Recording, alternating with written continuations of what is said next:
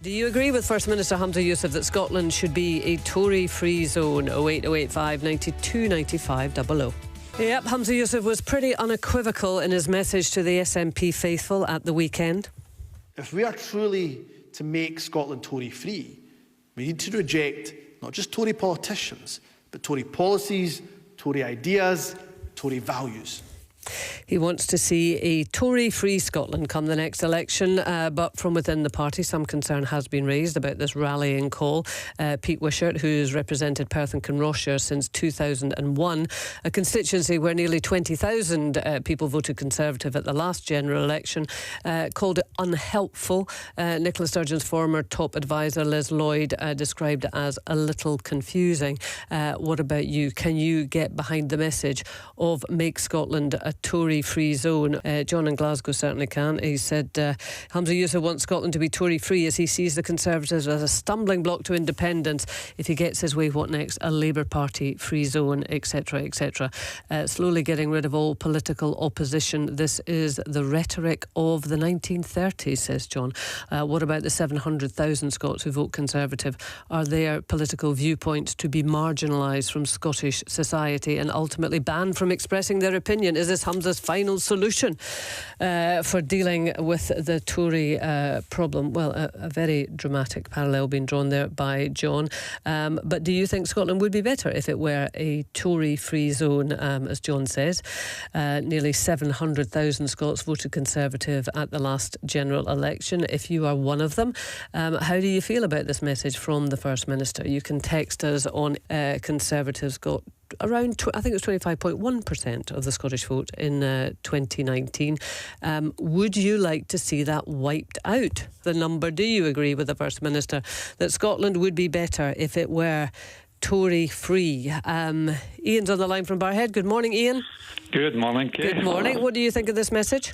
Well, I think this is just the SNP making a rod for their own back.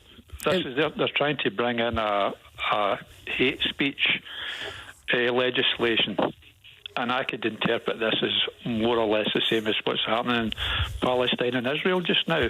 Really? Where you use words about driving people out of a country. I could interpret that. I don't, but I could interpret that as him saying that he wants to drive me out of my country. I'm a Scot. I've been born in Scotland. I'm a Conservative, and I don't feel under threat. But because of the way legislation has been brought in now, that you can't open your mouth without someone misinterpreting it, then I could interpret that as him saying that he wants to drive me out of Scotland. But you say you're not interpreting it that way. No, I like to think I'm reasonably intelligent enough. Okay. But you had a programme last week where a person saying that a certain MP should be shot. I didn't interpret that as literally meaning someone should go and shoot that MP. Yeah, you're obviously referring to Diane Abbott and Frank Hester, the Conservative. I'm prosecuted for that. Now, I could just make the same case if this law was brought in now about hate speech, that I could phone the police up and say I want to report this MP for saying that he hates me.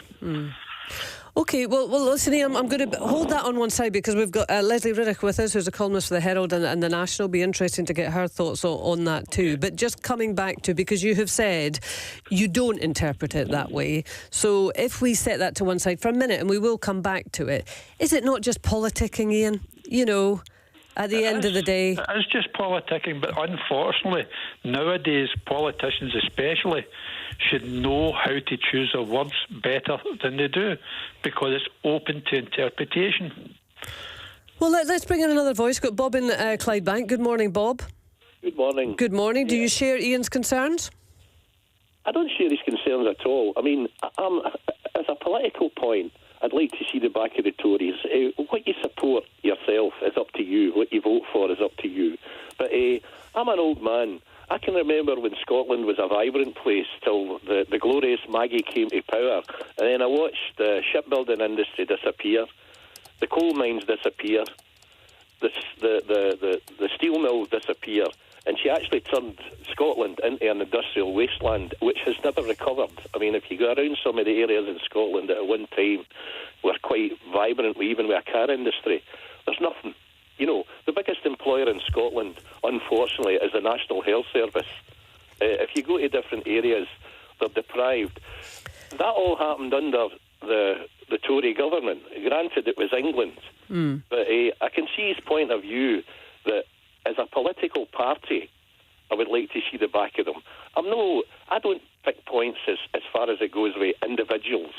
You know, people. If a man wants to take a view that because he wants to see the back of the Tory party, that he doesn't feel safe in his own country, then I'm very sorry for him that he actually has to think that way. I've got friends of all different political persuasions, and I don't have any problem with them. You might have a discussion with them on different things, but I find that if you actually take offence at something like that, the man's not trying to shove you out your country. He's got his own views. He's a nationalist. He stands up for what he believes. Well, I guess he didn't stand up and say, we want to make it a Labour-free zone, we want to make it a Liberal Democrat-free zone. He particularly said that he wanted to make it a Tory-free zone, to get rid of every single Conservative MP. Not only that, to get rid of Tory values and Tory policies. So it was a very targeted message that Humza Yousaf was putting out. And obviously, Bob, we're getting from you that you're certainly not a Conservative voter. No, I'm actually a floating voter. Well, OK, but do other people, like Ian, who is a Conservative voter, should they feel targeted in this way? Can you understand why some of them might? Not really, no, because it's only words. You know, it's words in a sense, and they're all great for words. I mean, it's only words, Ian? No, that's just exactly the argument I'm having. It's only words. That's what we keep saying. We keep hearing this. It's only words. But then they bring in, or they want to bring in laws that stop us saying words because it can be interpreted in so many different ways. It was in a programme last week when you said about sticks and stones. You had a caller on that said sticks and stones, etc., will break your bones, but words will never hurt you. But if you're in a minority, that does hurt you, or it can hurt you. And being a Conservative, I could take that as hurting me. They're not actually bringing out a law. They're not actually bringing out a law at the moment that up to a point some people regard this freedom as depriving freedom. Well, I think that's what Ian is alluding to Bob. OK, hang on, guys. If you don't mind, I just want to bring in Leslie Riddick on this, columnist for the Herald and the National. Good morning to you, Leslie. Hello. Good morning. I mean, interesting the way this discussion has gone already, isn't it? Perhaps not the way that we might have expected.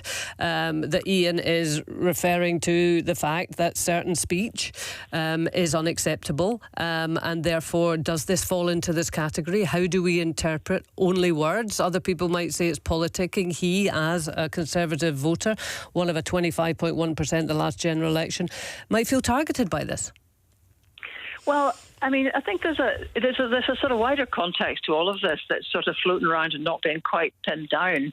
I mean, obviously, in 1997, there were no Conservative MPs returned from Scotland.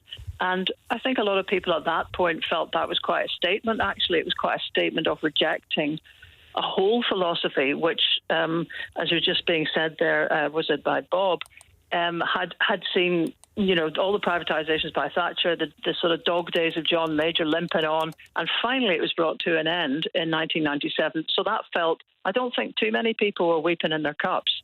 I think Humza Yousaf may be trying to sort of re-invoke that, but that was 25 years ago.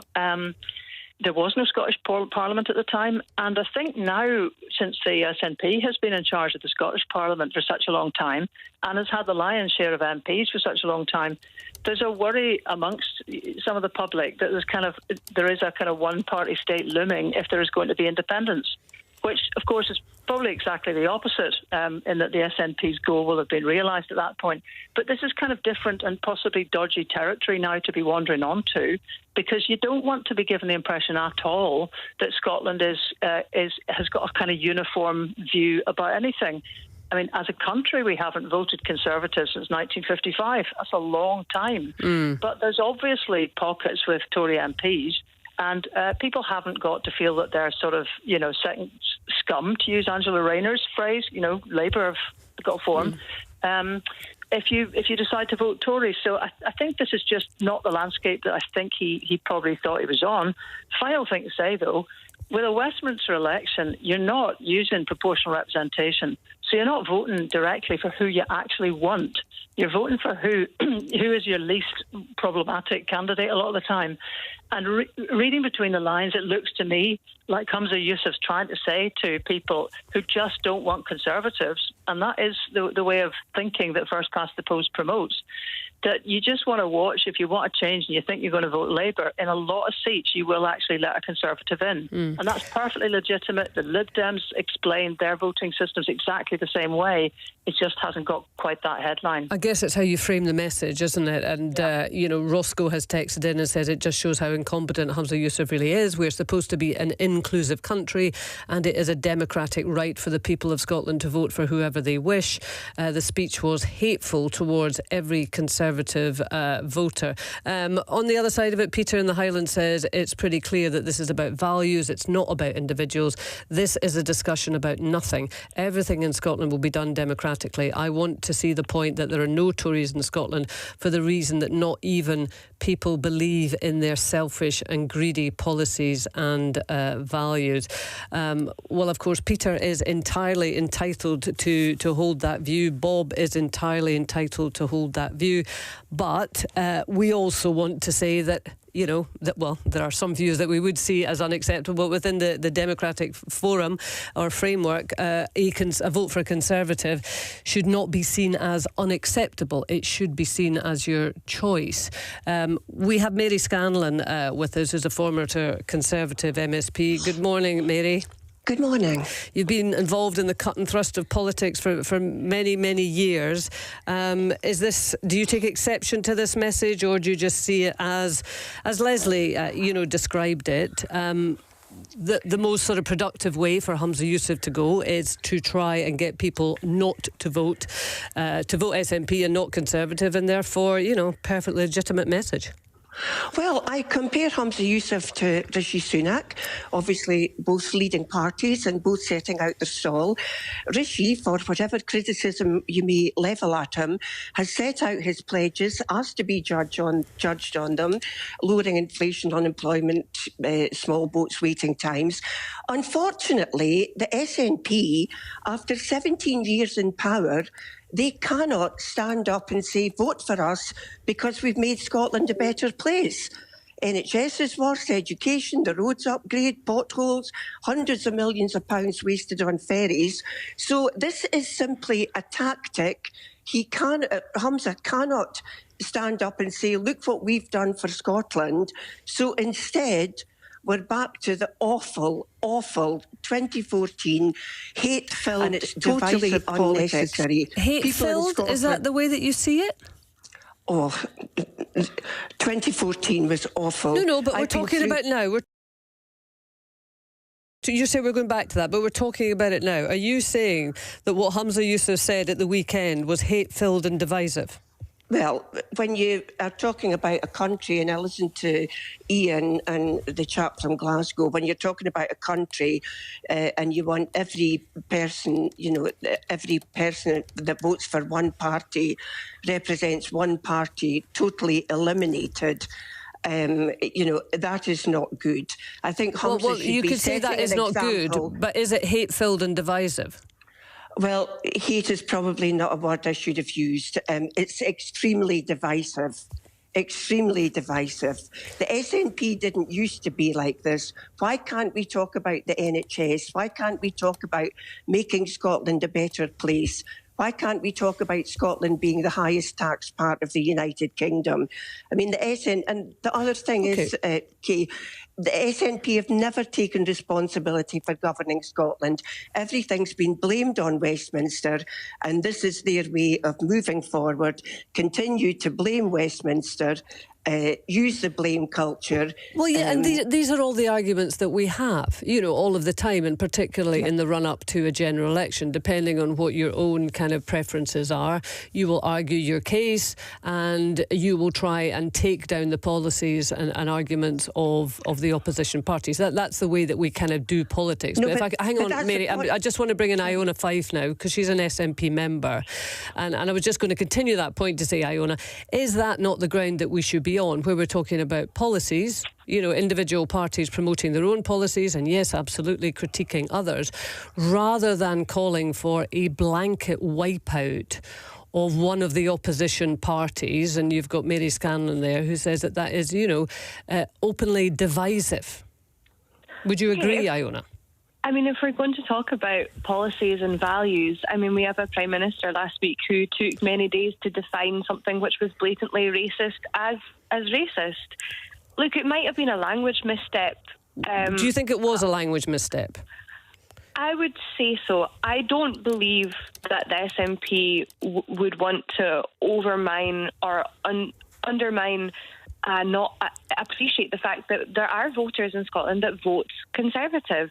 If the SNP wants to be this party of understanding and acceptance, it means trying to get people on board, talking them round, convincing them, making a strong case. That doesn't mean undermining people that have got different views. However, your caller comparing a Tory-free Scotland and akin to a final solution or conflict in Gaza is disgusting far reach. Well, that was Ian in Barhead. I think, Ian, was that you? Yes. It's just a choice of words, and I think you mentioned there earlier about saying hate. I might be wrong, but was it not Nicola Sturgeon that said that she hated the Tories? Detested. She used the word detest, and at the time I think there was quite a large debate around taking the heat out of politics, having a bit more decorum and candour around the language that we're using. I think this is about language as well. I don't think that the SNP are hate-filled and divisive. I mean, when we're talking, you don't think it's divisive? These comments of Humza Yousaf, you don't think they're divisive, Iona? In terms of getting a Tory-free Scotland, in terms of electorally, I don't think so. I think that having a Tory-free Scotland in terms of individuals, that's not an appropriate thing to say or put out. We always must understand democratically that there are people with opposite views. And as I said before, it's about talking people around, getting people on board, not ostracising them. Well, can we just play the clip again? Do we have the clip? Yeah, thanks. Let's play this again. If we are truly to make Scotland Tory-free, we need to reject not just Tory politicians, but Tory policies, Tory ideas, Tory values. There were no specifics in there, Iona, were there? I mean, it was just a blanket rejection of everything Tory.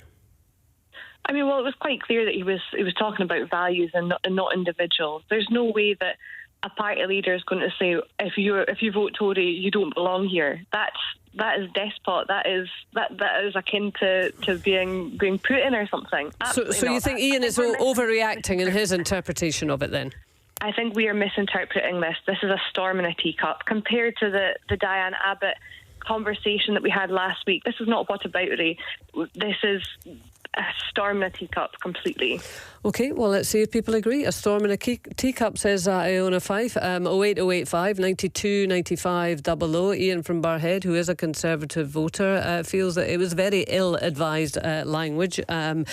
He would describe it as perhaps being dangerous language. I think I'm fair to say, Ian. Mary Scanlon, former Conservative MSP, would say it was at the very least divisive. What do you think? What do you make of Humza Yousaf's remarks that he wants to see a Tory-free Scotland, to get rid of not all Tory, not just Tory MPs, but of Tory values, of Tory ideas and Tory policies? Is that just a legitimate pitch to make in the run-up to a general election, which we're expecting at some point this year, or does it cross some kind of line? If you are a Conservative voter in Scotland, and 25.1% of Scots voted Tory at the last general election, how does it make you feel? Does it bother you? Or do you think, you know what, it's just the cut and thrust of modern day politics? So we are talking about comments made at the weekend by First Minister Humza Yousaf, who was addressing SNP members, saying that this was a historic opportunity to rid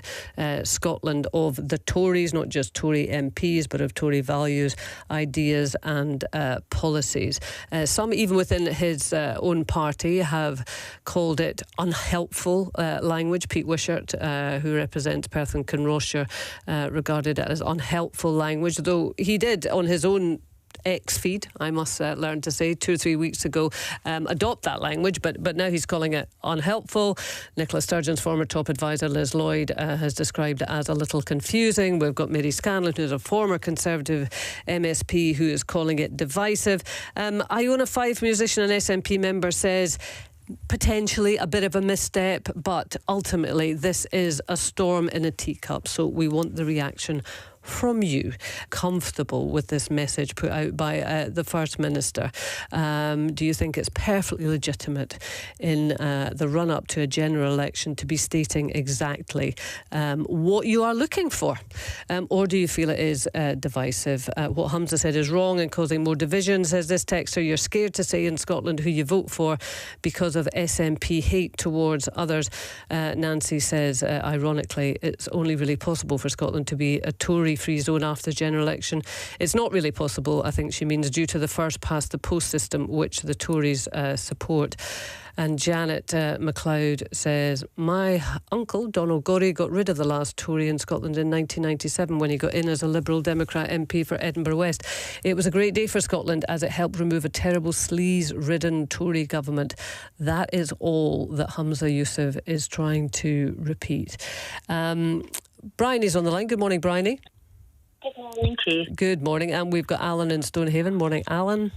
Morning. Good morning. So, Bryony first, what do you think? Are you comfortable with this message? Yeah, I would love to see a Tory-free Scotland. I think the Tory values are ones of giving money to the rich while stealing from the poor. I think we've seen that time and time again. The amount of billionaires has went through the roof in millionaires since the Tories have been in government, and this government in particular, from Boris Johnson and Liz Truss and now Richard Sunak, who is not as corrupt as they two, it would appear to be, but is still following his public schoolboy kind of ethos of supporting his pals that are rich. Yeah, I'd love to see them going, and I think that's exactly what Humza meant. I thought the stuff about the Holocaust needs to be addressed, Kay. I thought to bring up the Holocaust in light of this conversation is a way of weaponising a very serious moment in history, a disgusting moment in history, and to say that Humza Yousaf in any way would support the Holocaust when he's done everything he can to show he's anti-racist and his credentials when it comes to all prejudice was shocking. Well, this is John in Glasgow. That was one of the first texts actually that came in this morning, and I think one of the newspapers mentioned it as well, Kay. Okay. I think there was a kind of hint at that as well in one of the newspapers. I'm not up on it, I've just come on this morning. But I think the actual prejudice we're seeing here is Islamophobia. I think there's a kind of issue about an Asian guy being so, confident. That's my feel. I'm always on the lookout for that for him. Well, that's interesting, Bryony, because, Pete Wishart, who is one of, is an SNP MP, is saying that this is unhelpful language. Nicola Sturgeon's former Chief of Staff said it's a little confusing. So that's from within his own party. Do you think there's Islamophobia within the SNP? I can't speak for what people have said in his party, but I can say for what I've seen in the newspapers today and what I've seen since Humza's came to power is, I just have my suspicions. But to be honest, that's a bit of a sideline. Okay. On the idea of the Tories and a Tory-free Scotland, I think that's the best. One of the big things that I think is going on for politics in Scotland just now is that Labour and SNP are in some ways mirror images of each other, apart from the idea of independence. They are so alike. The thing is, though, Bryony, in terms of how you get a Tory-free Scotland, well, that is about convincing people in Scotland not to vote Conservative, isn't it? Because that's the way that you would achieve it. I mean, you're perfectly entitled to vote whichever way that you want, as is everyone else who has the vote in Scotland. So you would be talking about convincing them not to vote Conservative. That's how you would achieve a Tory-free Scotland, isn't it? I think you would convince other people to vote other parties. I don't think you're going to convince Tories not to vote for Tories unless you vote for something even more right-wing. And then in which case they're perfectly entitled to do so. Yep, absolutely. And in politics, you're perfectly entitled to argue against that. But see, absolutely. But entitled to call for a Tory-free Scotland. Okay, well, hang on. Well, Bryony, hold on, and that's great. Stay with us. Let's see what Alan says. Do you agree, Alan? Well, I just think the first thing that all these women are saying from the SNP, this misstep thing, it's not a misstep. They didn't blurt it out at the conference. In the papers 2 or 3 days before it, where they were trailing this conference, he was talking about a Tory-free zone. And are you a Conservative voter, Alan? Well, at the moment I am. I'll tell you what my history is. I'm a Labour voter. I come from Lithgow. Tamdale was my MP. I moved to Aberdeenshire in 1981, and for 20 years, more than 20 years, I voted Lib Dem to keep the Tories out. And since 2010, I think, I started voting Tory to keep the SNP out. And that's my history. I'll vote for anybody at the moment that's going to beat the SNP. And I'd be voting Labour if I was in a Labour area in the next election, a Labour area with a chance. But this whole thing, if his big problem is that he's going to get whacked in central Scotland by Labour, it looks like, and in the two edge areas, if you like, southern Scotland and up here in Aberdeenshire in the north east, is in danger of losing the whole lot, and tactical voting might do it. And if you look at the last 8 or 9 by-elections there's been in Scotland, 8 council and 1 in Rutherglen, the SNP have hardly ever got above 30% of the vote. And the last one in Jedburgh, Tories, the horrible Tories, got 45% of the seat in Jedburgh. The SNP got 18% of the votes, which on the turnout of a third meant that 1 in 16 people, only 1 in 16 people in that council by-election could be bored and vote for Humza Yousaf party, or another way of putting it, the party that says they're going to get independence for Scotland. They really are falling, and that's what he's on about. He's trying to find a way of winning a few seats up in the northeast, sometimes in the north, and in the south of Scotland on Fishshire and the borders. But every politician is going to try and find a way of winning votes, of winning elections. Well, I mean, what's wrong with that? He should be saying that, but not as I want to see a Tory-free zone. I suppose what I want to see... What's wrong with him saying he wants a Tory-free zone? Brian, he wants a Tory-free zone. I do. To my mind, I'll pull back a bit from Mary Scanlon as well, is inciting division. He's asking people to vote for people as a kind of person. Now, I'm voting Tory, and I think I'm a fairly decent person, and he doesn't like people like me that won't vote SNP, and he wants me to stop voting altogether, really. That's what I feel. And a lot of people I know of my age, I'm 68, working class, came out of a council house, did quite well for myself. I'll vote for anybody. I'll vote Labour. I was delighted in 1997 when Labour came into power in the UK. Not so pleased with them at the moment, but if I was in a Labour constituency, I'd vote for them. But these people, when you even get Leslie Riddoch, middle-class Irish woman, condemning Humza Yousaf for what he says, you know that he's done something wrong. Right. Well, I'm not sure whether Leslie would say that she was condemning him, but certainly she exercised some kind of caution, if you like. Pete Wisher, who stood up and said some terrible things about the Tories in Parliament over the years, and about respect and all this, the other thing about for Scotland, when even he comes out, because he knows they're within a couple of votes. The Lib Dems are within a couple of votes of beating him, I think, I think it's the Lib Dems in his constituency. Alan, just to be really clear, what is it particularly that offends you about these comments? It is no surprise that Humza Yousaf and the SNP would like to minimise the Conservative vote, and I'm sure the Labour vote. But, you know, I mean, the distaste between the two parties is no secret to anyone. What is it that particularly offends you about this? Well, I think they're an emblem of what's been on before. Before the 2019 election, Nicola Sturgeon stood up in George Square and made a horrendous rant about the Tories. I know, but can we just come back to this? What is it that offends you, particularly about the remarks that Humza Yousaf made at the weekend? These people, detestation of a democratic party that has done good and bad throughout the years. The NHS... But you detest the SNP. I don't detest the SNP. I detest what they're doing at the moment. I don't think it's right. I find it hard to vote for them, but I'll tell you now, if the right people came up and said Scotland should go independent and it made sense, I might just vote for it. I'm not against independence, but I think these people seem to me to come from sometimes... It's just it's an unknown background they seem to have to me in the way that they present themselves and have divided politics in Scotland as has never been seen before. Right. And this guy, Humza Yousaf, is the epitome of it now. OK. Let's bring in Graham, and then we've got Jim and Bankery. Good morning, Graham. Hello. Good morning. Good morning. Good morning. You can hear the extent to which Alan takes exception to these comments by Humza Yousaf. What about you?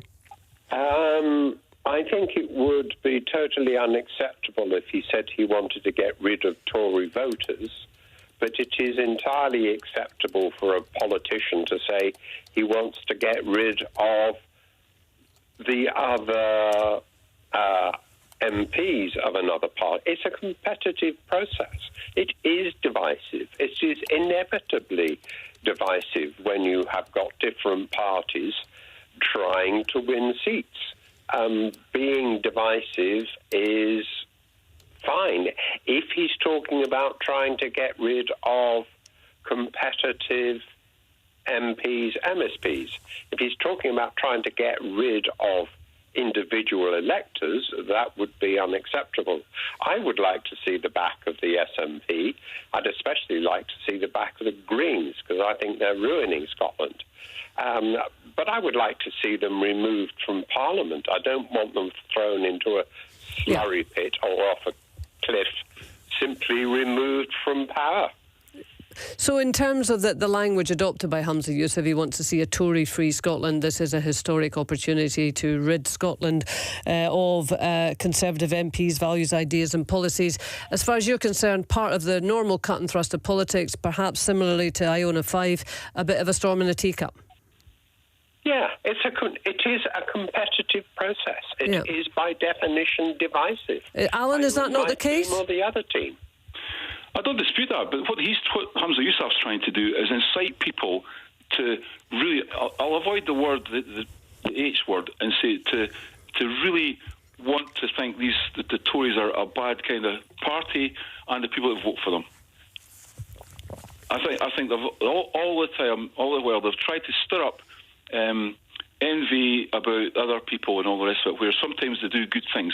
And I'll say one thing: I've voted for the SNP in that time because I had a very good MSP called Nigel Dawn, who was voted out of being a candidate in the next elections rather than voted out by the public, and a councillor called Graham Clark, whose wife might be listening to this, usually does, who was excellent at helping us to get a coloured teacher save her job with Aberdeenshire Council.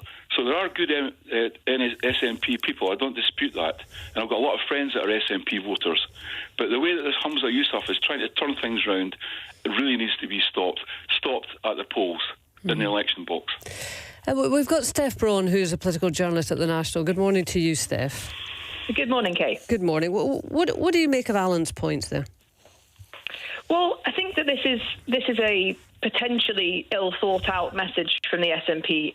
Clearly, as Jamie Hepburn was explaining, I think earlier this morning on the radio, it's meant to be about getting rid of Tory MPs, but it hasn't landed well at all because they've gone with this message of a Tory-free Scotland, which sort of suggests that you're looking to sort of wipe out Tory voters, which is not really the message they want to get across. And I think I could hear the sort of awkwardness in Jamie Hepburn's voice this morning, where he was struggling with the fact that that's the way that it's come across. So I think it's ill thought out, and I think it's potentially seen as a bit of an unambitious and lazy message as well. You know, there's a lot of independent supporters out there who want to hear messages about independence, and it almost seems like at points that the SNP are losing bravery to almost speak about that at the moment. So it's not landed well, and I think that they may need to go back to the drawing board a little bit with it.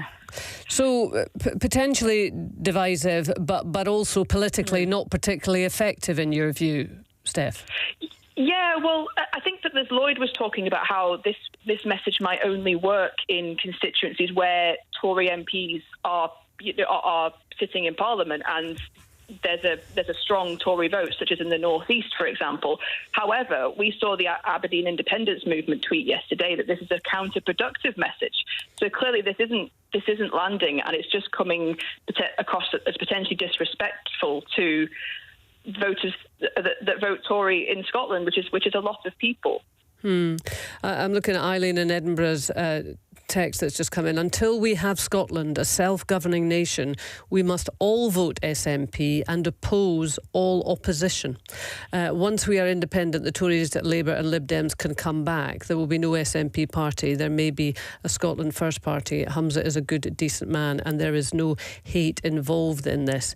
Well, we should not project intention onto this discussion this morning. But, Eileen saying, until we have a self-governing nation, we must oppose all opposition.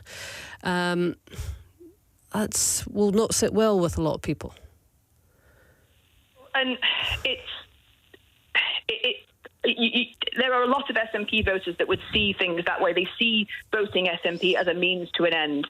They might not be very happy with all the things that the SNP are doing right now, but they see them as the party most likely to be able to achieve independence. They just sort of vote for them as a means to an end. But I think ignoring the opposition is not the way to go about it. If you're going to achieve independence, you need to take the country with you, and you certainly need to convince people that are not on side with you, such as Tory voters. So I think that's what some independent supporters are concerned about here. Not only are they not hearing messages about independence, but they're also thinking, we need to take these voters with us. Is this really a very good long-term strategy to say we want a Tory-free Scotland?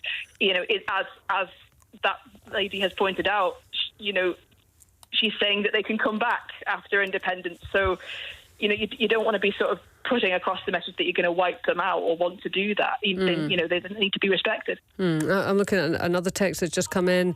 I'm a young floating voter, and I think this sort of divisive language in any form is wrong. What message is this sending out to people? The term of making anywhere free from something makes me... Hang on, get rid of that message. Feel uneasy, especially as we're supposed to live in a democratic country where the views and opinions of people everywhere should be heard within reason. I think this sort of language encourages isolation and undemocratic values. As a young person that's growing up in a political climate that is already so divided, I think it's disappointing that Humza Yousaf would say this sort of thing, as his party in particular are the first to call out other people and parties when they believe that they are using divisive or dangerous language. It's hypocritical, if anything, but overall not sending a good message out to people. A thoughtful text in there from a young floating voter, as they describe themselves. Steph, is Humza Yousaf at risk of falling out of step with other sort of significant views within the SNP in terms of the way that he is, framing this general election campaign? Yeah, like I say, I think it is ill thought out. I don't think that the SNP or Humza Yousaf have intended to be divisive. Like you say, that they call out other parties that are doing just that. For example, the Tories. So I just think that this has been careless. I just think that they've tried to put across a clear, simple message. We want to achieve a Tory-free Scotland, and it's just not landed well. It's just come across as anything but clear, and it's opened up all this backlash and all these other arguments. So I think they've just been a bit careless. So how does he peel back from this? I think that they need to start making it very clear that what they mean is they want to rid Scotland of Tory MPs. I don't think that's. Tory MPs' values, ideas and policy. I suppose the values one is tricky, isn't it? Because if you are a Conservative voter, for whatever reason in Scotland, and you believe yourself to be a good and decent person, you believe yourself to do the right thing, you believe yourself to be good to your neighbours, etc., but for whatever reason, you want to put your cross in the Conservative box. You can see why people in that situation, if your values are questioned, that cuts pretty deep, doesn't it? The suggestion is that anyone who votes Conservative has got unacceptable values. Yeah, and I think that's not what I don't think that is what they intended to get across here. And I think that they need to find a way to express to those voters that that's not what they meant. And I don't quite know how they will do that, but that is what they need to do, because I think that there's potentially, I think we've heard some of your listeners this morning, some of the people that have been between SNP and Tory at points, and I think that they might be very much turned off from this argument that they've put across.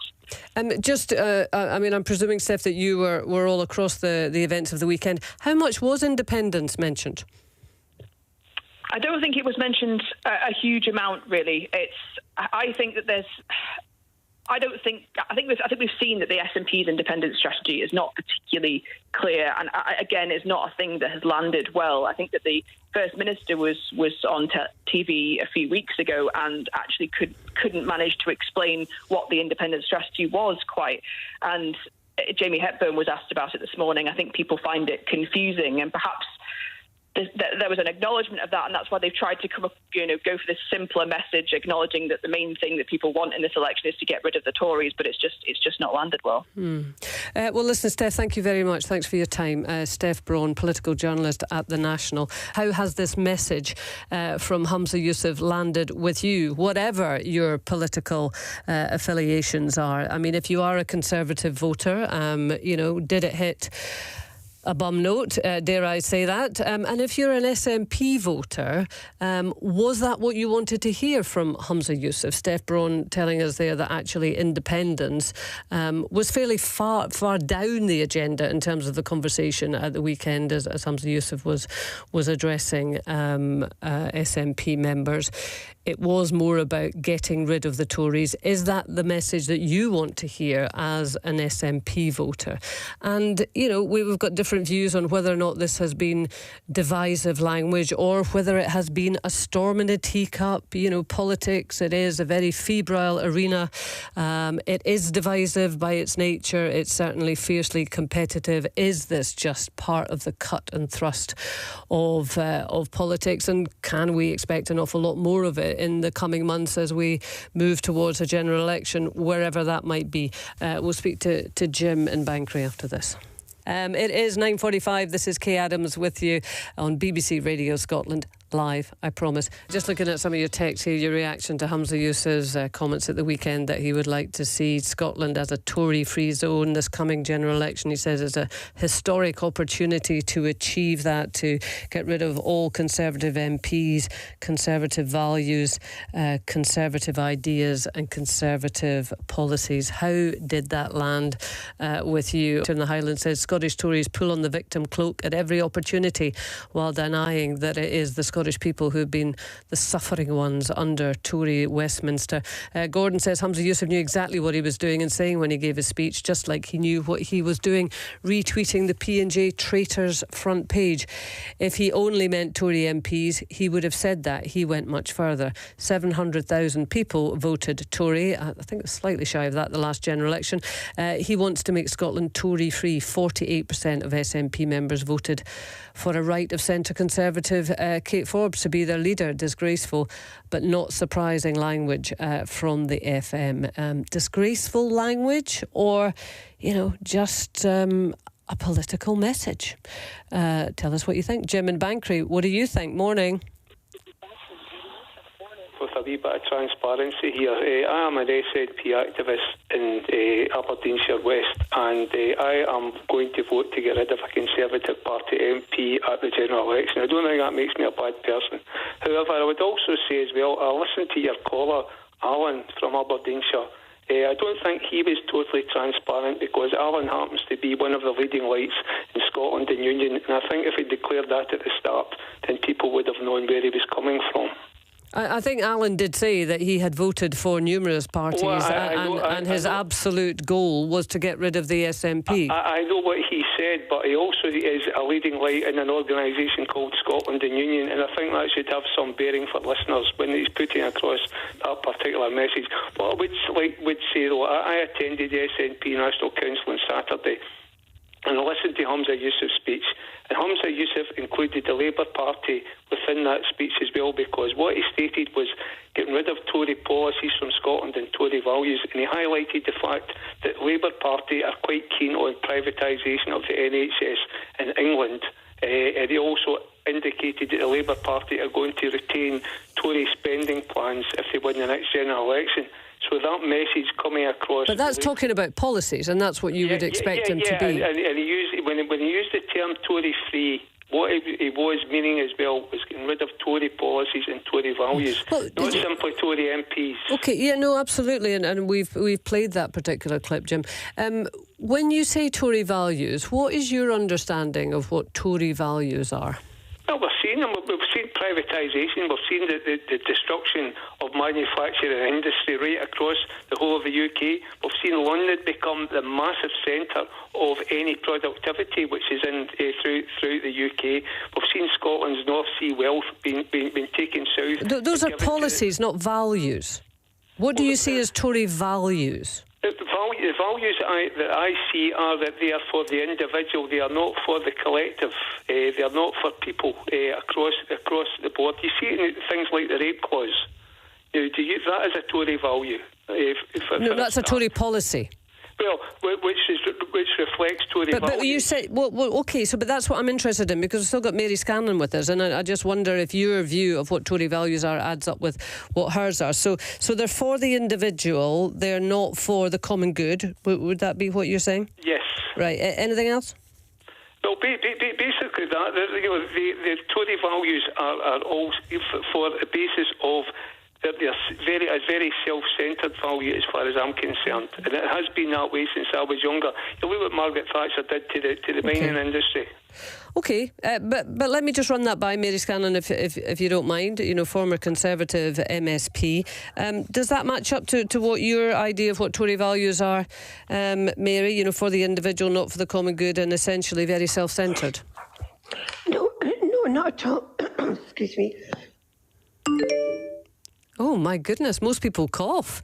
Mary's actually got a digital throat-clearing mechanism there. That is pretty good. I'm hoping Mary's still there, or else I'm going to start getting worried. Hang on, we're just going to see if we can sort that line out. How are we doing? But we'll come back to that. We'll come back to that. We'll get Mary sorted out. We've got Kimberly, who's in Scottish Borders. Hi there, Kimberly. Hi there, Kaye. Thanks for having me on. No, not at all, not at all. What are your thoughts, Kimberly? To be honest, I find it really surprising that this is a topic of conversation today, that what Humza Yousaf said was deemed to be so extreme, if you like, given that we have leaders of political parties, including the Labour Party, making genocidal statements about what's happening in Gaza, saying that we should stop food, water and electricity, etc. So I think we really need to check ourselves on what is extreme. You've then got the Tory party, who are coming out with the most Islamophobic, disgusting, racist language. And we're discussing Humza Yousaf making a perfectly valid point against a political party, not a protected group. Where's the outrage and condemnation about their language against protected groups? Well, I mean, I think we've seen plenty outrage at the language of other politicians, Kimberly. I mean, you're not the first person to raise this morning, and it has been a matter of public debate. Yeah, I think. I mean, the whole last week we have been talking about Rishi Sunak's, very slow apology for Frank Hester's comments, and we've been speaking about these comments, pretty fulsomely, haven't we? I think there's been public conversation, but I don't think it is spoken in any sort of to the level of what was said. I don't think that there's been any sort of concrete. Where's the action that comes out of those conversations in Parliament? We just accept that Diane Abbott, as a black MP, is allowed to be sat and spoken about. Well, but I mean, many people are not accepting that, absolutely. And I mean, it has been widely discussed. I mean, at the moment, you're right, the Tories are digging their heels on that one. But you couldn't say that it hasn't been publicly discussed. And therefore, why wouldn't we discuss what Humza Yousaf said at the weekend? I mean, we've just been speaking to Steph Braun. She's a political journalist at The National.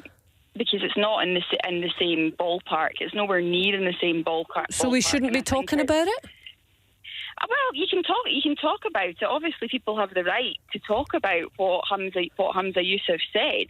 But I think it's really disingenuous to go down the route of, we better not offend Tory values. The same Tory values that in this country, they don't care about children going to school starving, they don't care if they defund the NHS, are the exact same values as why they haven't called for a ceasefire in Gaza. Yeah, but you can say all of that, Kimberly, and you have just said it on national radio, but people aren't allowed to take an alternative view. People aren't allowed to look at Humza Yousaf's comments. They can look at Humza Yousaf's comments. My point is that who's making the extreme comments here? But that's not really what the discussion is it? I mean, it's not a competition of extreme comments. Well, it's about Humza Yousaf. Sorry, my understanding is that the conversation is about Humza Yousaf making a point about wanting Tories out of Scotland. Well, the question was simple. You know, are you comfortable with that message? How does it sit with you? Do you see it divisive, or do you see it as just part of everyday politicking? My point is that I see what else is going on in politics right now as divisive. What Humza Yousaf said is part and parcel of being in politics. And if people don't like that, then that's tough. Well, that's absolutely, that's fine, and you've voiced your opinion, and you're perfectly entitled to do so. Brian in Lerwick, what do you think? Well, getting rid of the Tories is fine, but get rid of the Labour Party, get rid of the Liberal Democrats. They're all unionists. They're all protecting Westminster. The SNP have lost the plot. I'm going to vote for an independent supporting party, but I will not be voting for the SNP because they've had several mandates and they've done nothing about it. Westminster said no, and they've just accepted no's the answer. How on earth are we supposed to be getting independence if the party that thinks it's there for that purpose won't do anything about it? I would suggest that people vote for an independent supporting party, and then at the end we count up all the votes, and if we've got a majority, then Scotland is independent, and start negotiating the next day. Right. And what if you don't have that majority? And if we don't have that majority, that's fine. The people have spoken. Right, OK. So in terms of Humza Yousaf's pitch at the weekend to SNP members, I'm presuming, Brian, that your lack of satisfaction with it was that there wasn't enough focus on independence. Well, they don't seem to be in favour of independence anymore. Winnie Ewan said when she went down to Westminster that she was there to settle up, not to settle down.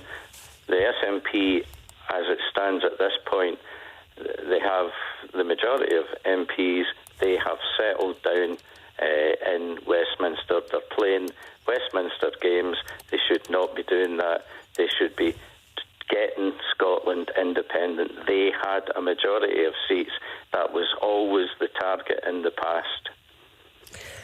I mean, Steph Braun from the National, who's still with us, I guess that's the question that you were raising, Steph, not so much how Humza Yousaf's comments might play outside the SNP circle, but within it.